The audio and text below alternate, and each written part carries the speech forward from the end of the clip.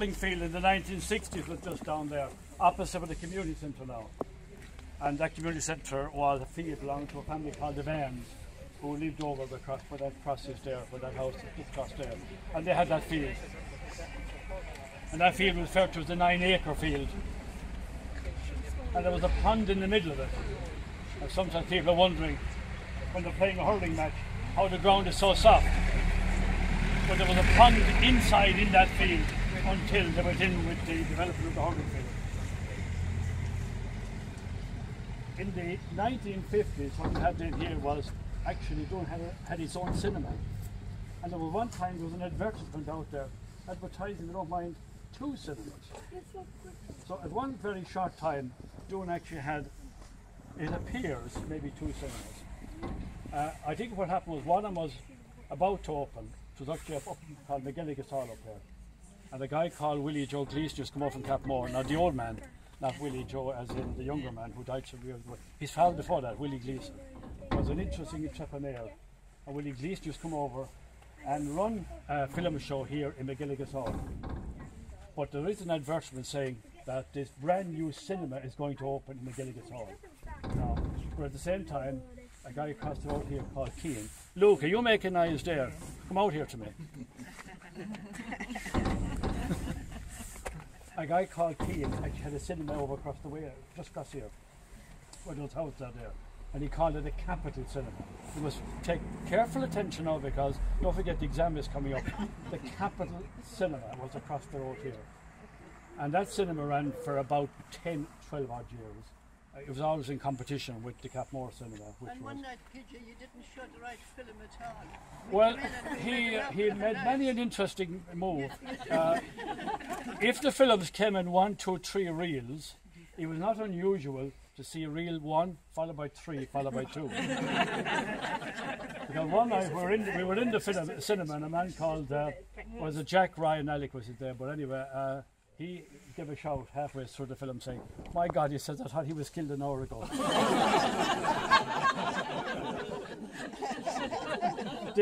Dick Keane used to have a lovely way of working his shop or his cinema. He would look out.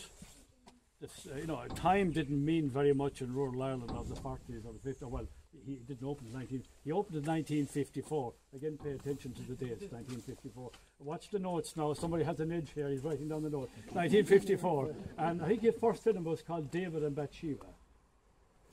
Because that was very important to have that. There had to be a sort of religious kind of a connotation. Otherwise, Canon Horde, who was the priest at the time, had a certain view on that, because certain nights you had to come into the cinema to control the unruly patrons. But Dick Keane, he was very vague about his opening time. Maybe he'd open at 8, maybe at 8:15, whatever. And there'd be a cat and mouse game going on between Dick Keane, the proprietor, and his customers who would wait around the corner here. They would look around to see was he opened. He'd look out to see was there a crowd. And that would go on maybe for 5 or 10 minutes, and eventually someone had to give way. The crowd either moved towards him or he'd open the door. And that was his cinema. He ran that across the way here. Actually, just where we're sitting here was a bicycle shop. Jack Ryan's. Again, not unusual. Many places in the 1920s, 30s, hub of activity. As you come up the road here, you had a couple of shops coming up. We talked about the little bakery down there. The library was just behind us. There was a cinema in front of us. There was a bicycle shop right here. There was a saddlery over there, Ryan Harness Makers. And you just think of the name. They weren't just Ryan's, they were Ryan Harness Makers. And at that stage, there was a couple of harness makers in the village. There was one there, and there was Berwick just up the street. Again, it reflects the time. Rural Ireland, not the past, that sort of thing. Wheeler's pub was there. And then you just here in the corner was my grandfather's shop. And he had a hardware here, and his wife had a drapery, haberdashery, that sort of thing. He was interested because he was Carey, C-R-E-Y, and he decided possibly for a couple of reasons. But one, because commercially it was better. Carey didn't sound, I think, as good as we were dealing with some of the maybe the wholesalers at the time. So his name became Michael Carew. So he was not Mikey Carey, he was Michael Carew. But his name was Carey. There's a completely different name. Carew is a completely different name from Carey. Carey is an old Irish name. Carew is more a 17th century English name that came in with plantations. So, but he became Michael Carew. But he also did another interesting thing. he actually put numbers over the door.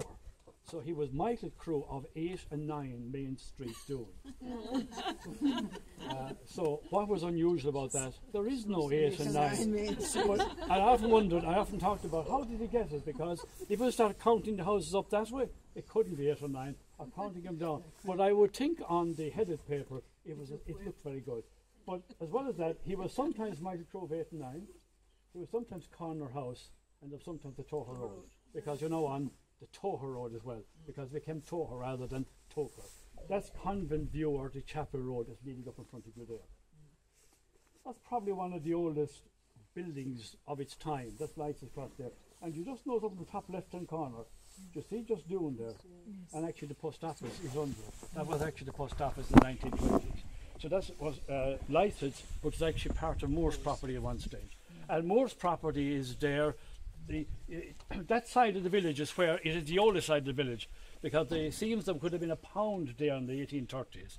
You know, a pound is you kind of impounded animals and took them in there.